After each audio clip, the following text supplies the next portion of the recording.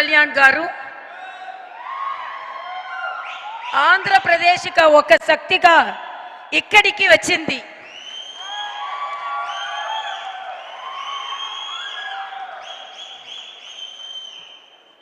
పవన్ కళ్యాణ్ గారు మీ సుదర్శన స్వాగతం. మీరు మా దగ్గరకు వచ్చినందుకు నాకు చాలా సంతోషంగా ఉన్నది. మీరు ఇక్కడికి వచ్చింది నాకు సంతోషంగా ఉంది. నాకే కాదు తమిళనాడుగా సంతోషంగా ఉన్నది. మీరు సుదర్శన మాకు బలాన్ని ఇస్తుంది. మీరు సుదర్శన మాకు బలాన్ని ఇస్తుంది. I'm really very happy to receive you. இங்கு கூடியிருக்கும் அனைவருக்கும் முதற்கண் என் வணக்கத்தை தெரிவித்துக் கொள்கிறேன்.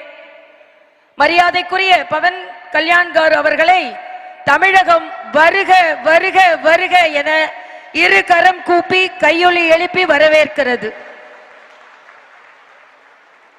இன்று இவரின் வருகை தமிழகத்தில் ஒரு மிகப்பெரிய மாற்றத்தை ஏற்படுத்த போக இருக்கிறது. தமிழகம் ஆன்மீக பூமி என்பதை இவரின் வருகையினால் நாம் நிரூபிக்க போகிறோம். தமிழகம் என்றுமே ஆன்மீக பூமிதான். இது பெரியாரின் மண் அல்ல, பெரியாழ்வாரின் மண். இது அண்ணாவின் மண் அல்ல, ஆண்டாளின் மண் என்பதை நிரூபிப்பதற்காக பவன் கல்யாண்ஜி அவர்கள் வந்திருக்கிறார்கள். அவர் வந்தவுடனே அவருக்கு மரியாதைக்குரிய அண்ணன் நயினார் நாகேந்திரன் அவர்கள் தலைமையில் இன்று நாம் வேல் கொடுத்தோம். அன்னை பகவதி தன் மகன் முருகனுக்கு வேலை கொடுத்து இங்கே உள்ள அசுரர்களை அழிக்க வேண்டும் என்று கொடுத்தார்கள். அதே போல மரியாதைக்குரிய பவன் கல்யாண் அவர்கள் அறுபடை வீடிற்கு சென்று முருகனின் பக்தனாகவே இங்கே வந்திருக்கிறார்கள். அவர்களின் கையில் வேலை கொடுத்து உங்களின் வேலை ஆந்திராவில் மட்டுமல்ல தமிழகத்திலும் இருக்கிறது என்பதை உறுதி செய்வதற்காக நீங்கள் இங்கே வந்திருக்கிறீர்கள். இங்கே இந்த கூட்டத்திற்கு தலைமை தாங்கிக் கொண்டிருக்கும் மரியாதைக்குரிய அண்ணன் நயினார் நாகேந்திரன் அவர்களுக்கு முதற்கண் என் வணக்கத்தை தெரிவித்துக் கொள்கிறேன். உங்கள் தலைமையில் மரியாதைக்குரிய சகோதரர் பவன் கல்யாண் போன்றவர்களின் துணையோடு நிச்சயம் தமிழகத்தில் மிகப்பெரிய மாற்றத்தை நாம் ஏற்படுத்துவோம் என்பதை இங்கே உறுதியாக நாம் சொல்ல இருக்கிறோம். அது மட்டுமல்ல, இங்கே நிகழ்ச்சிக்கு வந்திருக்கும் மரியாதைக்குரிய நமது பொறுப்பாளர் திரு அரவிந்த் மேனன் அவர்களுக்கும் மரியாதைக்குரிய பொறுப்பாளர் சுதாகர் ரெட்டி அவர்களுக்கும், சுதாகர் ரெட்டி அவர்கள் சொல்லும் பொழுது சொன்னார்கள், பவன் கல்யாண் அவர்களின் குடும்பத்திற்கும் அவருக்கும் 30 ஆண்டு கால தொடர்பு என்று சொன்னார்கள். அவருக்கும் எனது வணக்கத்தை தெரிவித்து, இங்கே அனில் ஆண்டனி அவர்கள் இளைஞராக இருந்து எங்களுக்கு வழிகாட்டி கொண்டிருக்கிறார். அவருக்கு எனது வணக்கம். இங்கே அண்ணன் சக்கரவர்த்தி நாயுடு அவர்களுக்கும் எங்களது வணக்கம்.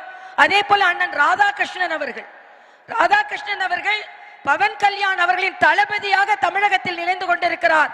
அவருக்கும் எங்களது வணக்கத்தை தெரிவித்து, என்னோடு இந்த நிகழ்ச்சிக்கு ஒருங்கிணைப்பாளராக இணை ஒருங்கிணைப்பாளராக பணியாற்றி கொண்டிருக்கும் அண்ணன் மரியாதைக்குரிய நாராயண் திருப்பதி அவர்களுக்கும், இந்த நிகழ்ச்சிக்காக அத்தனை ஏற்பாடுகளையும் செய்வதில் உதவிய அண்ணன் அர்ஜுன் மூர்த்தி அவர்களுக்கும் எனது வணக்கம்.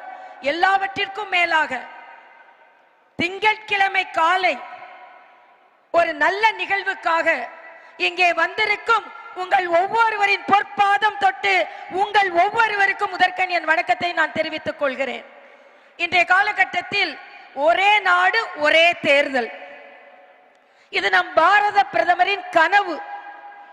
ஏன் ஒரே நாடு ஒரே தேர்தல் நமக்கு வேண்டும் என்றால், இன்றைய காலகட்டத்தில் ஒரு தேர்தல் நடந்தது என்றால் அந்த தேர்தலுக்கு 10,000 கோடி செலவழிக்க வேண்டி இருக்கிறது. கட்சிகள் 7,000 கோடி செலவழிக்க வேண்டி இருக்கிறது. உதாரணத்திற்கு மாநில தேர்தல் என்றால் 1000 கோடி செலவழிக்க வேண்டி இருக்கிறது. இது கட்சிகள் இல்லாமல் தேர்தல் செலவு மட்டுமே. அப்படி என்றால் 1000 கோடியை 8 கோடியை வைத்து வகுத்தால் எவ்வளவு கோடி ஒரு நபருக்கு செலவு செய்ய வேண்டி இருக்கிறது.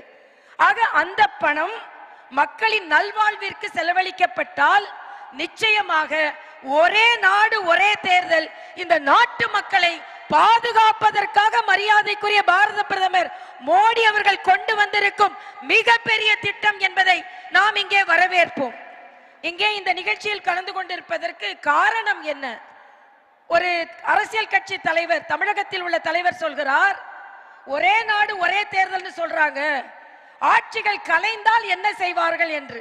நான் ஒரு டாக்டர், வந்த உடனே நீங்கள் கருவுற்று இருக்கிறீர்கள், ஒரு குழந்தையை பெற்றெடுக்க போகிறீர்கள் என்று சொன்னால், டாக்டர் அபார்ஷன் ஆயிடுச்சுன்னா என்ன செய்யறது முதல்ல கேட்டா எவ்வளவு கொடுமையோ, அதே போலத்தான் இந்த தேர்தல் முழுமையாக மக்களுக்கு பலன் தர வேண்டும். ஒரு குடும்பம் என்று எடுத்துக்கொள்வோம், ஒரு குடும்பத்திற்கு நாம் இருவர் நமக்கு இருவர்னு சொல்றோம்.